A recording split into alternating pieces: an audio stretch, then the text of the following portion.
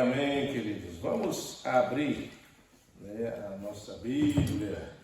Hoje nós vamos estar falando acerca da Reforma Protestante e a gente vai estar estudando em cima dessa temática, né?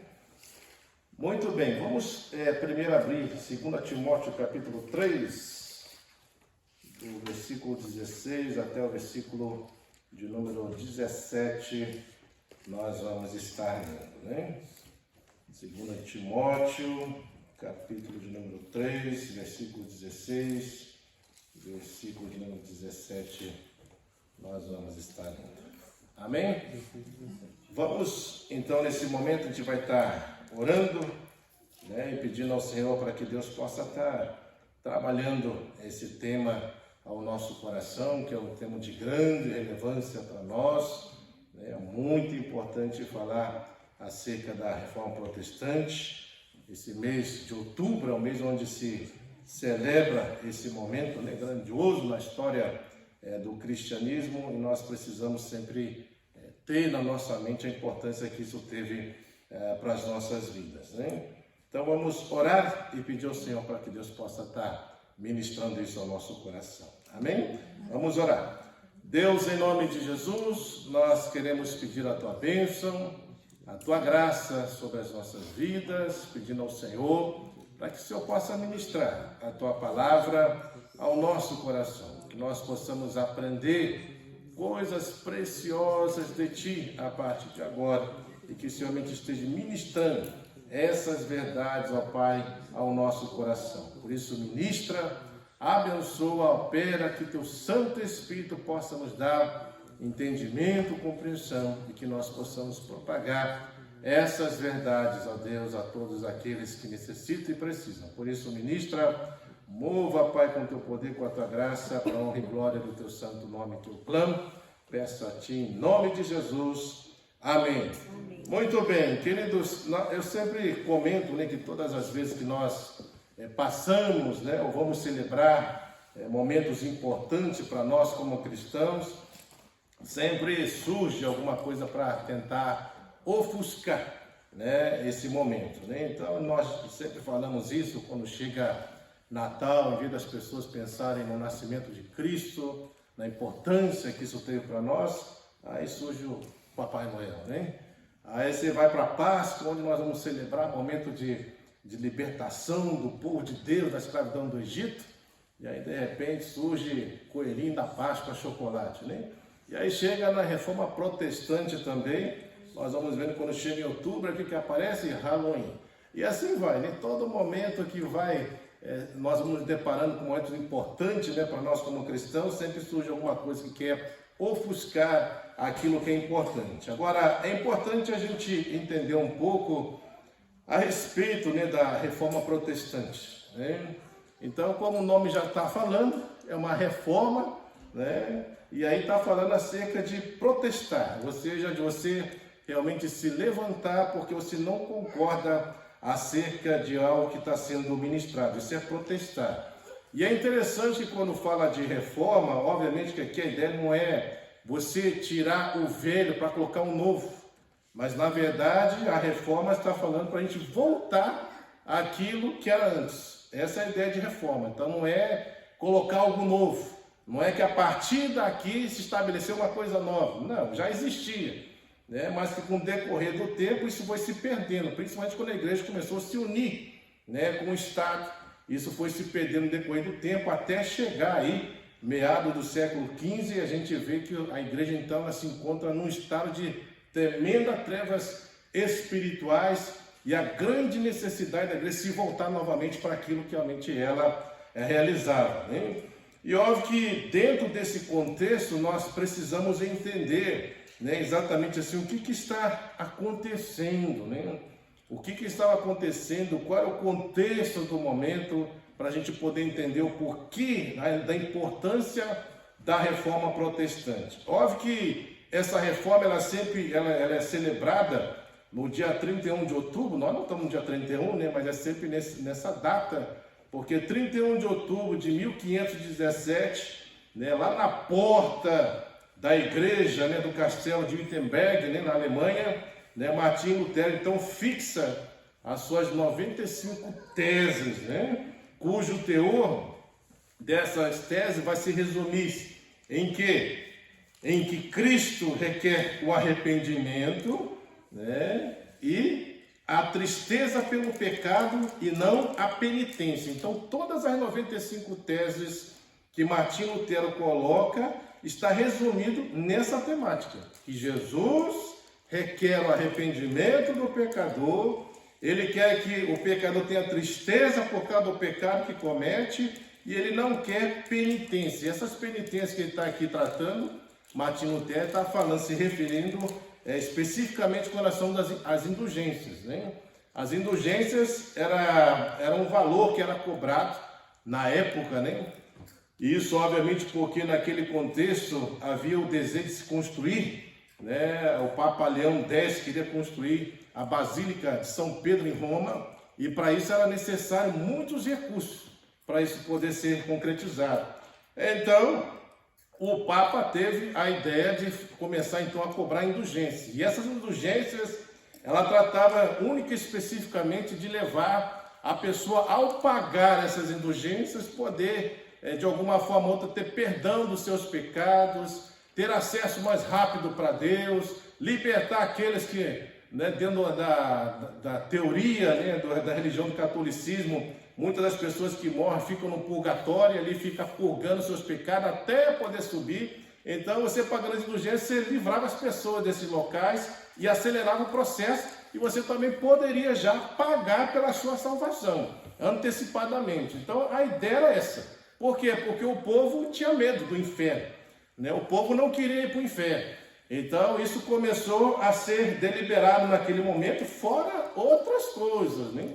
A gente só está tratando aqui de um aspecto, né? Mas obviamente que ali tinha o culto ao Papa, né? Ali tinha a questão da autoridade das escrituras, que não tinha valor, né, naquele contexto algum, né? Adoração aos santos, venda de outras coisas também, né? Além das indulgências, justamente em detrimento da fé. Eles estavam querendo arrecadar então recursos para poder construir essa Basílica de São Pedro, né? Então a igreja naquele momento vivia momentos de trevas literalmente espiritual, ela estava afastada das verdades de Deus, né? E dentro dessas teses que Martinho Lutero coloca, para combater isso, ele trabalha especificamente 5 pontos importantes, né, acerca do que estava acontecendo. E é esses 5 pontos importantes que vai ser a base, o pilar da reforma protestante.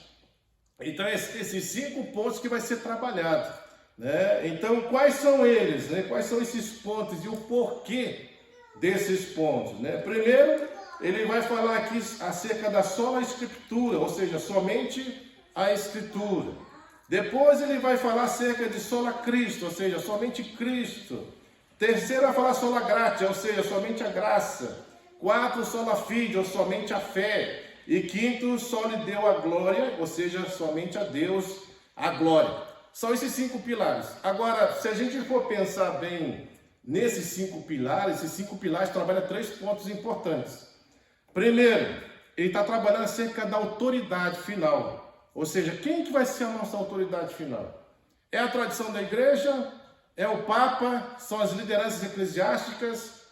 Ou vai ser as escrituras? Quem que é a autoridade final, né, que vai reger a nossa vida de fé e prática cristã? Então, está em jogo isso. Esse é o primeiro ponto. Segundo, como a pessoa pode ser salva? Né? Como ela pode ser salva? Por quê? Porque aqui está se colocando o pagamento de indulgência para acelerar o processo e até para antecipar a sua salvação. Ou seja, pagando indulgência você é salvo.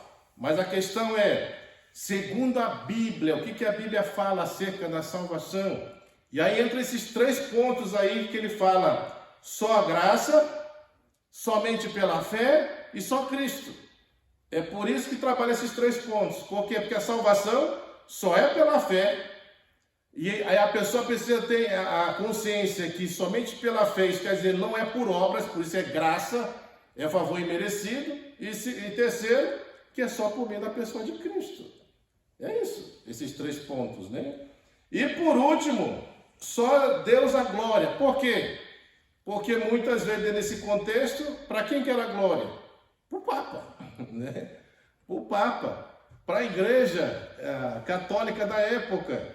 Então a glória era para eles. E a Bíblia deixa bem claro que a glória deve ser somente dada a Deus. Então os 5 pilares estão trabalhando isso. E ele especificamente está combatendo esses 3 pontos: a questão da autoridade, a questão a quem nós devemos prestar glória, e terceiro, como nós somos salvos. É exatamente isso. Então, resume-se toda a questão da reforma nesses 3 pontos importantes. Por isso, por causa disso, que cria-se esses 5 pilares. Agora, esses 5 pilares que nós vamos tratar da reforma, não é uma coisa nova. Isso aqui, nós já sabemos, que isso aqui já foi ministrado, né, pelos próprios discípulos de Cristo.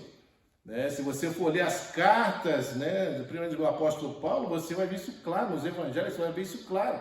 Então não tem nada de novo. É simplesmente fazendo o quê? Porque a igreja na época, a igreja católica, viesse sair daquele estado e voltar para aquilo que realmente a Bíblia ordena e orienta. Por isso que Lutero, então, coloca essas 95 teses aí no Castelo de Wittenberg para lutar, né, contra essa forma de vida e de prática cristã que havia na época. E para ir contra as autoridades, né, da época também. Então, esse é o propósito. Né? Então, você vai vendo que com o desenvolvimento dos estudos de Lutero, né, e as suas teses, surgem os 5 pilares, então, da reforma. Né? Mas que ela já existia, na verdade. Ele só coloca isso para que isso fique como base, mas essa base dos 5 pilares já existiam. Ele só introduz isso, né, nesse sentido. E aí que são também conhecidos como as 5 solas da reforma, que são princípios fundamentais da reforma protestante. Então, toda a reforma protestante se baseia nesses 5 pilares, ok? Solas, quando fala de sola, está usando a palavra do latim, né, que significa somente, né? Então, esses pontos aqui que a gente precisa entender, eles surgem com o propósito de para que se operem ao pensamento, à conduta e para se oporem ao pensamento, à conduta e o ensino da igreja romana da época. Esse é o propósito. Né? Então, a ideia dessas 5 solas é combater mesmo todo o pensamento, toda a conduta e o ensino que a igreja romana da época estava passando para as pessoas. Agora, é importante enfatizar também que as pessoas dessa época, eles não tinham a Bíblia como nós temos agora. Na verdade, eles já recebiam, né, uma mensagem, geralmente em latim, né, e aí é o problema, né, porque nem todo mundo conhecia o latim. Eu não sei se você já frequentou igreja, né, católica, mas eu já frequentei bastante, né, na minha adolescência, e eu lembro que realmente, né, a liturgia da missa em si era feita em latim. Falava coisa eu também não entendia, aquilo que está sendo ministrado, um papel era dado para você, né, e você, basicamente, você não lia a Bíblia, né, você lia o papel que davam para você, então você não tinha contato com a palavra de Deus, né. Lutero, ao perceber essa ação, né, porque dentro desse contexto, só o alto clero tinha acesso à Bíblia, porque eles entendiam que só o alto clero tinha capacidade para interpretar o que a palavra de Deus falava. Então as outras pessoas não tinham essa capacidade, e não é isso que a Bíblia fala. A Bíblia deixa bem claro que se você é um filho de Deus, se você tem o Espírito de Deus, e pelo fato de ter o Espírito de Deus, então você vai conseguir entender as coisas de Deus, porque as coisas espirituais só se discernem espiritualmente. Então você consegue entender, compreender, literalmente. Então não é só o alto clero. Então eles não tinham acesso à palavra de Deus. E Lutero faz questão nesse período também de trabalhar essa questão da tradução da Bíblia na língua alemã, para que ele pudesse dar para o povo ler a palavra de Deus. E isso é importante, né? Porque às vezes nós pensamos assim, qual a importância das pessoas terem o conhecimento da palavra. Irmãos, uma coisa é fato, se você não tiver conhecimento da palavra, você não tem como lutar contra aquilo que é errado. Não tem como nós virarmos verdadeiros apologistas da fé se você não conhece a verdade? Como que você vai confrontar o erro se você não conhece a verdade? Como você vai discernir erro se você não conhece a verdade? Como você vai conseguir saber se está certo ou errado se você não tem contato com a verdade? Então, veja que essa ação desse alto clero de fazer com que o povo não tivesse acesso à palavra de Deus não era por acaso. A ideia era o quê? Era fazer com que o povo ficasse quê? Literalmente escravo, né, dessas autoridades, para que eles não viessem questionar nada daquilo que o alto clero falava, ou seja, falou, está falado. E é assim que acontecia, porque o próprio Papa mesmo, eles consideravam o Papa infalível. Aí você imagina, quem que é infalível? Só Deus é infalível. Né? O Papa não pode ser infalível, mas eles consideravam o Papa infalível. Não é à toa que era Deus no céu, Papa na terra. O que ele falasse estava decretado. E assim a igreja devia viver, os cristãos deveriam viver dessa forma. Então veja aonde está a autoridade. Não está nas escrituras, mas está na ordem de um Papa. Né? Está na igreja romana, mas não está nas escrituras. Né?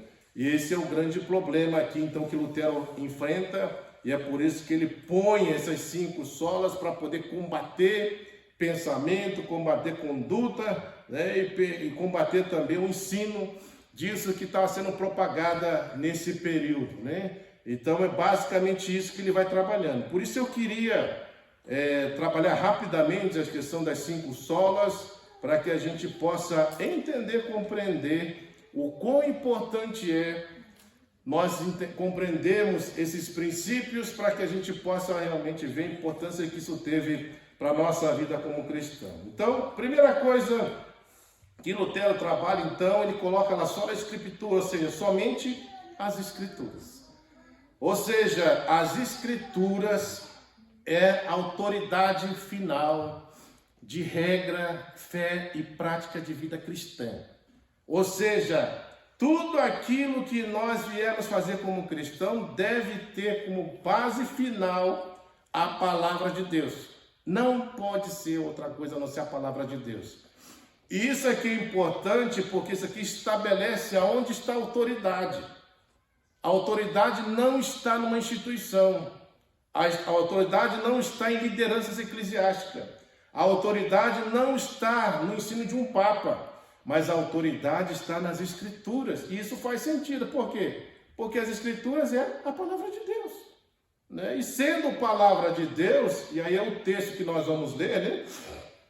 Vamos ler em 2 Timóteo 3, 16, 17. O que fala, irmãos?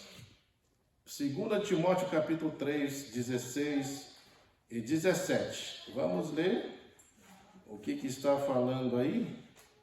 Veja aí 2 Timóteo 3. Toda escritura é divinamente inspirada e proveitosa para ensinar, para repreender, para corrigir, para instruir na justiça, para que o homem de Deus seja perfeito e perfeitamente aperfeiçoado para toda boa obra. Então veja, por que nós devemos colocar a palavra de Deus como autoridade final? Porque está falando aqui que ela é inspirada por Deus.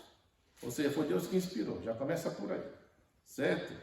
Segundo, para que serve as escrituras? Fala que é útil para ensino, para repreensão, para correção, para educação na justiça, a fim de que o homem de Deus seja perfeito e perfeitamente habilitado para toda boa obra.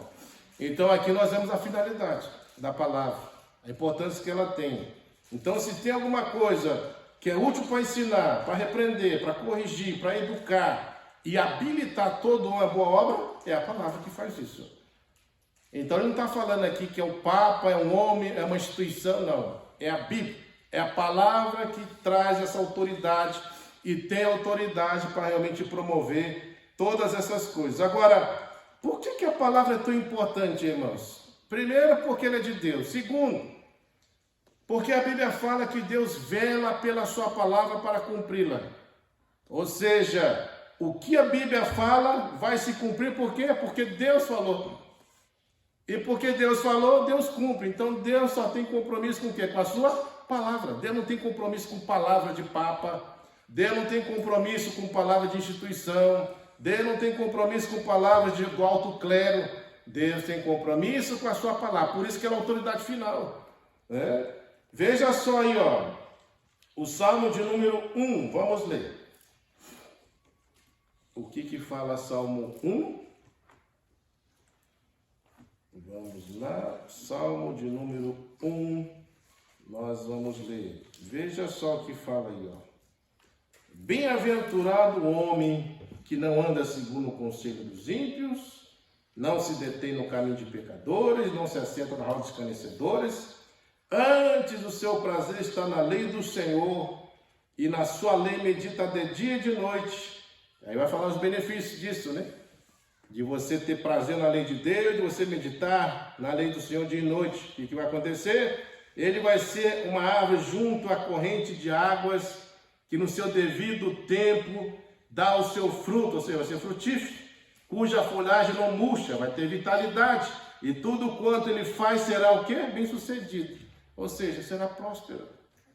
Então a palavra de Deus, ele traz todos esses benefícios, por isso ela realmente é a autoridade final. Aí você veja, lá em Atos 17, 11, vamos ler Atos capítulo 17, versículo de número 11. Olha só o que vai falar aqui. 17, 11. Vai falar assim. Ora, estes de Bereia eram mais nobres que os de Tessalônica, pois receberam a palavra com toda avidez e com todo desejo, examinando as Escrituras todos os dias para ver as coisas como eram de fato, se eram de fato assim. Ou seja, o que o pessoal de Bereia faz? Eles consideram a palavra de Deus como autoridade final.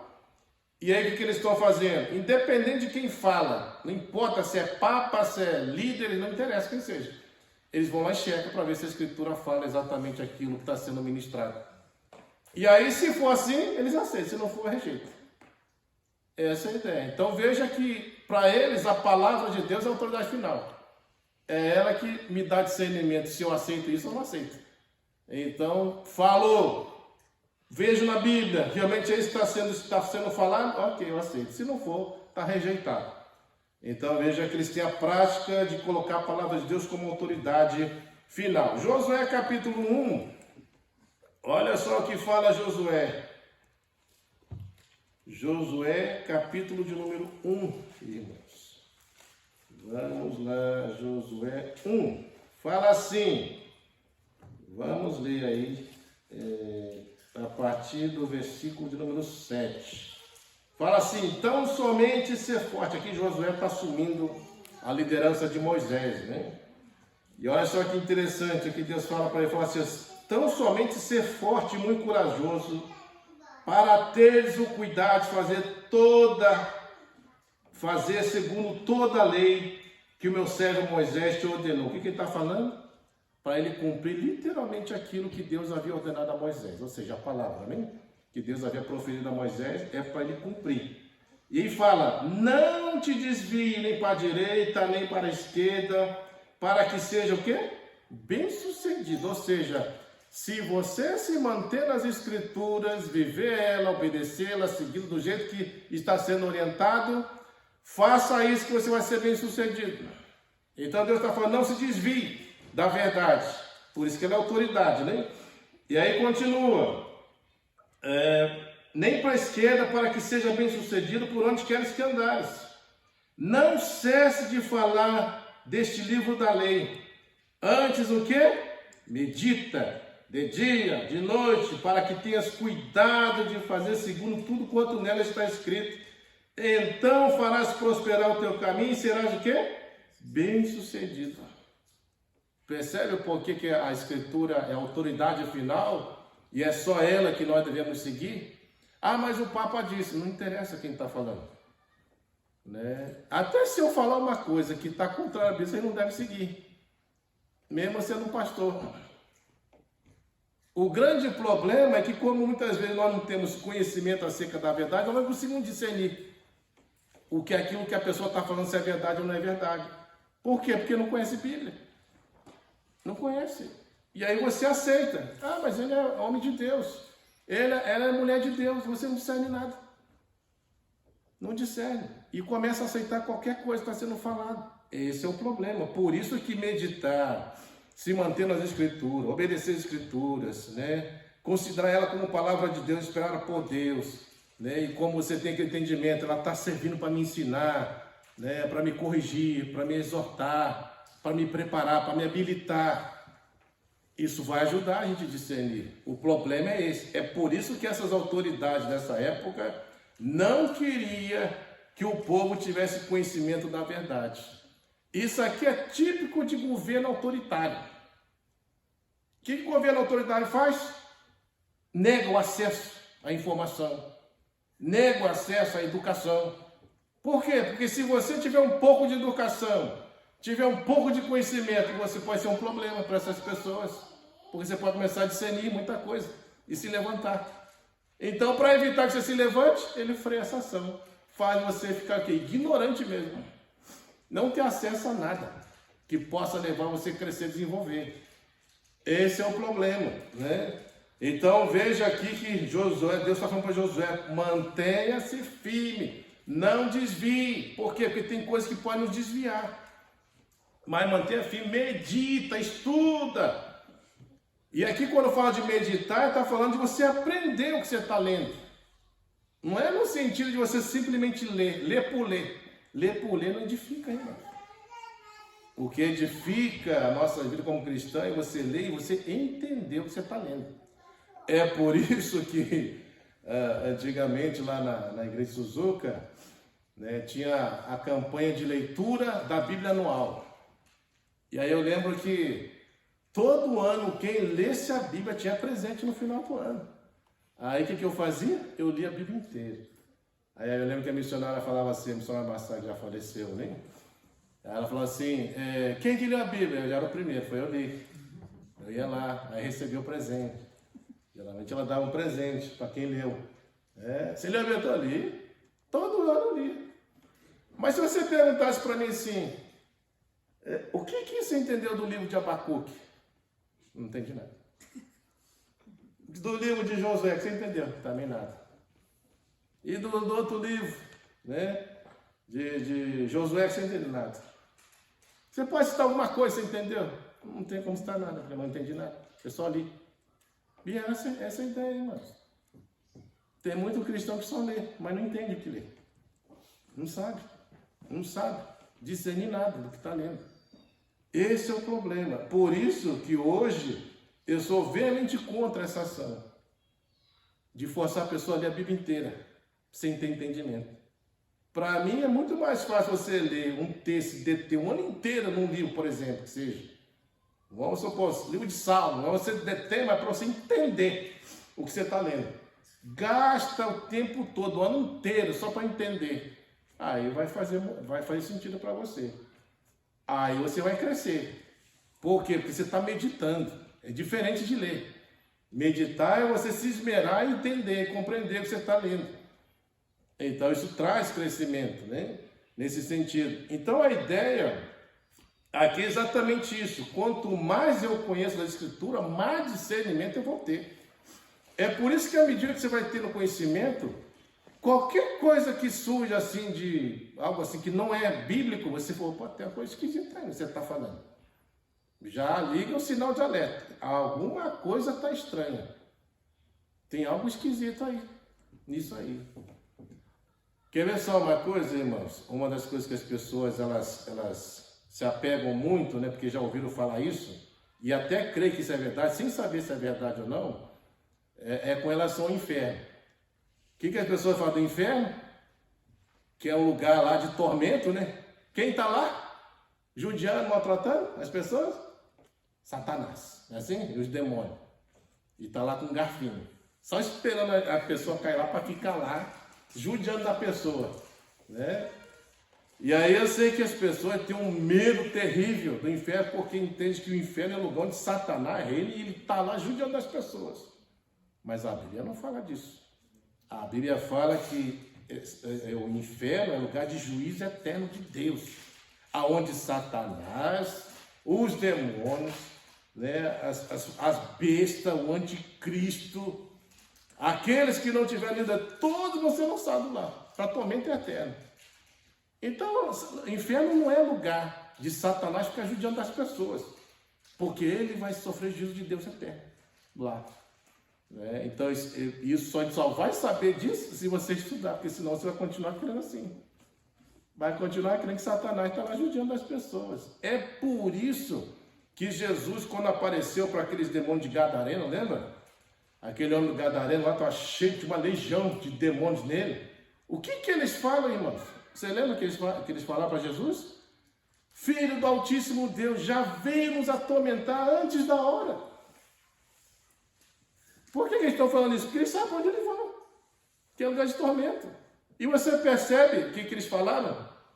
Eu não sei se você tocou, mas eles falam assim, não nos mande para o inferno. Eles sabem que o lugar de inferno é um lugar de tormento eterno. Mas o que eles falaram? Nos envia para os porcos. Não nos mande para o inferno. Antes da hora, porque ele é lugar de juízo eterno, de tormento eterno. Então, por aí você já vai discernindo que lá não é lugar onde Satanás e os demônios ficam judiando as pessoas, não, irmãos. É lugar de juízo. Agora, como é que você faz isso? Como você vai obter essas ações de entendimento à medida que você conhece as Escrituras? Não tem como. E uma das coisas que nos leva assim, realmente, a nos livrar de erro, livrar de ações equivocadas, é conhecendo. É conhecendo a verdade de Deus, essa palavra inspirada por Ele, que você vai ser ensinado da forma correta, você vai ser corrigido, exortado e preparado. Então nós precisamos, por isso ela é, né, a nossa autoridade final em tudo aquilo que nós fazemos. E é por isso que a igreja só faz aquilo que a Bíblia fala. É isso. Nós não estamos aqui, não pensa você que a gente está estudando Bíblia aqui só porque de forma aleatória a gente definiu que a gente vai estudar a Bíblia aqui. Não é, a Bíblia ordena isso. Que no culto tem que ter ensinamento, tem que ter adoração, tem que ter comunhão. Tudo isso é mostrado pela palavra de Deus. E é por isso que a gente faz, porque a Bíblia fala. E é isso que nós temos que seguir. E aí se você ler o Salmo de número 119... eu só vou ler só um pedaço, mas aqui fala acerca, o salmista fala acerca da excelência da palavra de Deus, irmãos. Eu lembro que eu fiz esse estudo aqui, eu estava estudando o livro de Salmos com o irmão da igreja, e a gente parou nesse 119. Porque o Salmo número 119 tem 175 versículos, e a gente estudou versículo por versículo nesse aqui, e demorou meses. Mesmo em cima, só o Salmo 119. Mas olha só que interessante aqui, irmãos. Olha só a importância que o salmista dá às Escrituras. Ele considera as Escrituras como algo excelente, algo de importância, algo que vai regir a sua vida. E ele vai mostrar aqui os benefícios da palavra. Ele fala aqui, ó, a partir do versículo 1, não vou ler todo, eu quero tempo falar. Bem-aventurados os irrepreensíveis nos seus caminhos, que andam que na lei do Senhor. Bem-aventurados que guardam as suas prescrições e buscam de todo o coração. Não praticam iniquidade e andam nos seus caminhos. Tu ordenastes os teus mandamentos para que os cumpramos à risca. Tomara seja firme os meus passos para que eu observe os teus preceitos. E aí ele continua, irmãos. Então não tereis de que me envergonhar quando considerar em todos os teus mandamentos. Render-te graças com integridade de coração quando tiver aprendido os teus retos juízos. Cumprirei os teus decretos, não me desampares jamais. De que maneira poderá o jovem guardar puro o seu caminho? Observando segundo a tua palavra. De todo o coração te busquei, não me deixes fugir aos teus mandamentos. Guarda no coração as tuas palavras para não pecar contra ti, e por aí vai. Você vai ver o salmista declarando a excelência da palavra, os benefícios da palavra, o que ela produz, o desejo que ele tem, os sonhos, as metas, os objetivos dele, tudo referente à palavra. Em outras palavras, então, o salmista está declarando: a palavra de Deus é a autoridade final para tudo que nós fazemos como cristãos. Para tudo. Então ele se mantém firme nas Escrituras. E é exatamente isso aqui que Lutero está fazendo, né, aqui na Reforma Protestante. botando, né, claramente que agora a autoridade final não é mais a Igreja Católica Romana, não é mais as lideranças eclesiásticas, não é mais o Papa, mesmo seja Papa, seja quem for, mas é o quê? As Escrituras, somente as Escrituras e mais nada. Agora, é bom enfatizar também que quando nós falamos acerca da Reforma Protestante, a gente só lembra de Martim Lutero. Você já parou para perceber nisso? A gente só fala de Lutero, né? Mas lembre que existiram outros homens, e com certeza tantos outros que não estão nem mencionados, porque as pessoas nem conhecem o nome, mas que tiveram grande influência para que isso aqui ocorresse. Né? Nós temos John Hus, John Wycliffe, Jerônimo de Savonarola, e tantos outros, que nem são mencionados, e que tiveram um papel fundamental para que essa reforma existisse, nesse sentido, e lutaram também contra o sistema da época, para que a igreja voltasse a viver aquilo que realmente deveria ser vivido. Então, primeira coisa que ele combate aqui é a autoridade. A autoridade final, então, é as Escrituras, é por isso que ele fala somente as Escrituras, ela deve ser a nossa autoridade final de fé e regra de prática de vida cristã. É por ela que nós baseamos e ponto final. É isso que ele está falando. Segundo, ele vai trabalhar 3 pontos agora. Sola Cristo, sola gratia, sola fide. Ou seja, somente Cristo, somente a graça, somente a fé. O que ele vai trabalhar aqui? Agora ele vai trabalhar acerca de como uma pessoa pode ser salva. A pessoa vai ser salva por ordem do Papa? Por uma ordem do Papa? Não. A pessoa vai ser salva pagando indulgência? Também não. A pessoa vai ser salva fazendo boas obras? Também não. Mas como é que ela vai ser salva? Somente pela fé. E ela precisa entender que isso é por graça de Deus e somente através da pessoa de Cristo que você obtém isso. Então ele trabalha esses 3 pontos, para deixar claro. Né? E aí ele fala então, sola Cristo, ou seja, somente Cristo pode salvar, mas ninguém. E isso é interessante, porque, vamos lá, Atos 4:12, vamos ler? Vamos ver Atos, capítulo 4, versículo 12. Olha o que fala aqui, irmãos. Atos 4:12, o que fala? E não há salvação em nenhum outro, porque abaixo do céu não existe nenhum outro nome dado entre os homens pelo qual importa que sejamos salvos. Ou seja, boas obras salvam? Não. Papa pode salvar? Também não. Indulgência, se você pagar indulgência para poder você alcançar seu perdão mais rápido e já antecipar sua salvação, isso vai te salvar? Também não. Mas o que te salva? Só Cristo. Só Jesus pode salvar. E aí faz sentido, porque João 14:6, o que fala? E disse Jesus, eu sou o caminho, eu sou a verdade, eu sou a vida, ninguém vai ao Pai senão por mim. Porque ser salvo significa estar com Deus, irmãos. Essa é a ideia, você está lá com Deus. Isso é ser salvo. Né? Então veja, Jesus está falando, só por Ele que você vai. Não tem outro caminho. Aí ele fala, João 3,16, vocês bem conhecidos, Deus amou o mundo de tal maneira que deu seu Filho unigênito, para que todo que nele crê não morra, mas tenha o quê? Vida eterna. Está falando também acerca da salvação. Só um salvo tem vida eterna. Só Ele. Então você precisa crer nele. Só Cristo pode fazer isso. 1 Timóteo 2,5 fala, só existe um homem que pode mediar entre homem e Deus. Quem que é? Cristo. Não tem outro. Então veja que esses textos deixam claro que de fato é só na Cristo mesmo. É somente Jesus que pode salvar. Não tem outro que salva a não ser Jesus. E era isso que Lutero queria combater com todos os outros reformadores, essa ideia que a Igreja Católica estava implantando, achando claramente que se você realmente seguisse as ordens deles, ficava pagando indulgência, ficava crendo na palavra do Papa, né? Com certeza isso de alguma forma ou outra, através de boas obras, você alcançaria a salvação. Mas a Bíblia fala, só Cristo salva. E como é que Ele salva, irmão? Por graça. Ou seja, o que você fez para obter? Nada. Essa é a ideia. O que você fez? Nada. Você não fez nada. Você não pagou nada. Você não contribuiu com nada. É isso que ele fala aqui, ó. Veja só aí, ó. Efésios 2, 8 e 9. Olha só o que eu ia falar. Efésios 2, 8 e 9. Veja aí. Ele fala assim: porque pela graça sois salvos. Ou seja, como é que você foi salvo? Por graça. Favor imerecido. O que você fez? Nada. Quem que fez por você? Cristo que fez. Os méritos são de Cristo, não são nossos, irmãos. Nós não somos capazes de salvar nós mesmos. Não somos.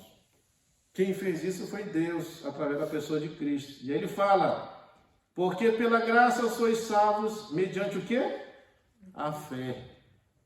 Está vendo agora a fé? Sola fide? Só pela fé em Jesus. E você precisa entender que isso é por graça que você será salvo. E aí ele prossegue falando aqui, ó, né?